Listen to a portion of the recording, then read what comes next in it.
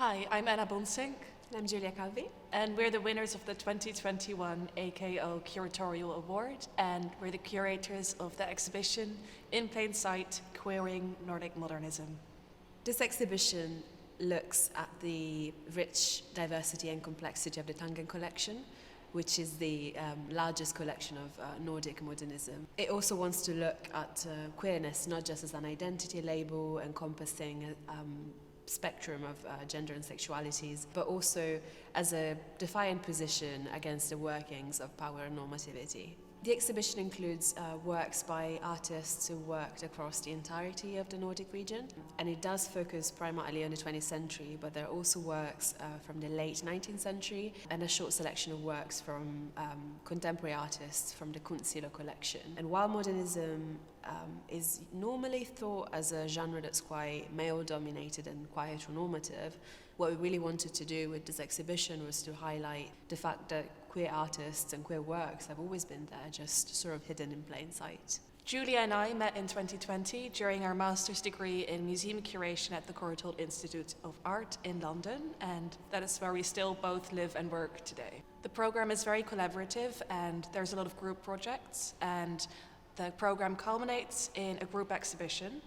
And Giulia and I, we really enjoy working together, and we have a lot of common interests, so it made a lot of sense for us to join forces and co-curate this exhibition.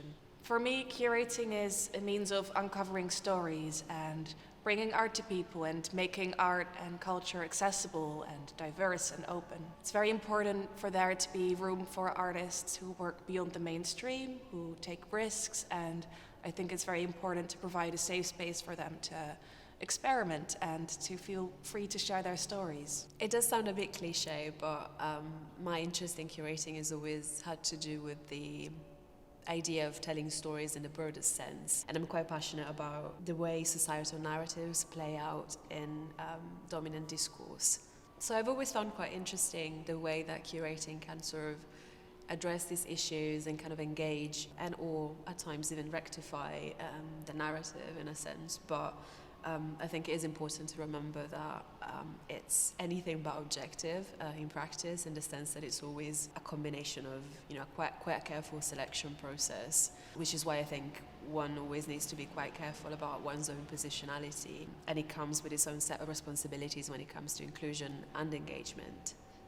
And I think at the end, at the core of it, I'm queer, Anna is queer, and we did really bond over this shared life experience, and we started working on this project. We often think of museums as these objective spaces that tell the stories of our shared history. In truth, however, they often reflect what society looks like at a certain time, and then often what dominant society looks like at a certain time, which has historically been heteronormative, which means that a lot of other histories are not told or reflected or represented in museums. In a sense, we lack a past for ourselves, and if we don't have a past because there isn't one to find, then in truth what happens is that it becomes really difficult to imagine a future for yourself. Normativity really becomes such a complex issue and such a complex mechanism of power, which is what we really wanted to then focus our exhibition on and bring these issues to light. We developed this exhibition in 2022, which was also Norway's Queer Culture Year, which also marked the occasion of the 50th anniversary of decriminalization of homosexuality in Norway.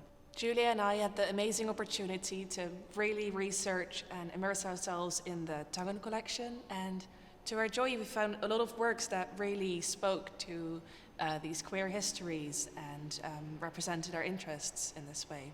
In Plain Sight, Queering Nordic Modernism is divided in 3 parts. The first section focuses more on traditional queer imagery, with works exploring themes such as queer masculinities, trans and gender non-conforming identities, and queer politics. The focus of the exhibition is modernism, but we did feel that it would be quite interesting to open with 2 contemporary artists from the Kunstsilo collection, with the idea of forging a connection between the past and the present.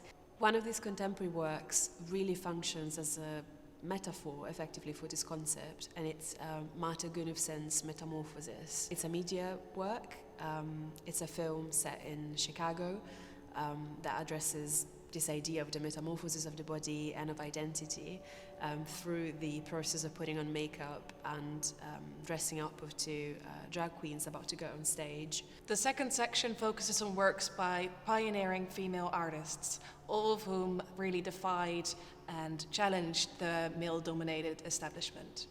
One of these artists is Rita Kern Larsen, and we included multiple works by her. She was a surrealist. Her works are dreamy landscapes with fragmented body parts in them, and they have a certain erotic nature to them, which actually often led her works to be censored, and her contemporaries were quite outraged when they saw them. However, for the artist, surrealism really was a way to express her subconscious and also a way to reclaim her creativity and the way in which society dictated women to paint and present bodies.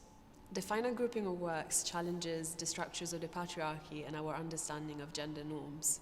These works can help us reflect on some traditional values and ideas and on the complexity of the performativity of gender expectations as we grow up, and they bring together quite a different outlook on the ways in which we're expected to behave, to dress, to speak, even just what we're meant to look like.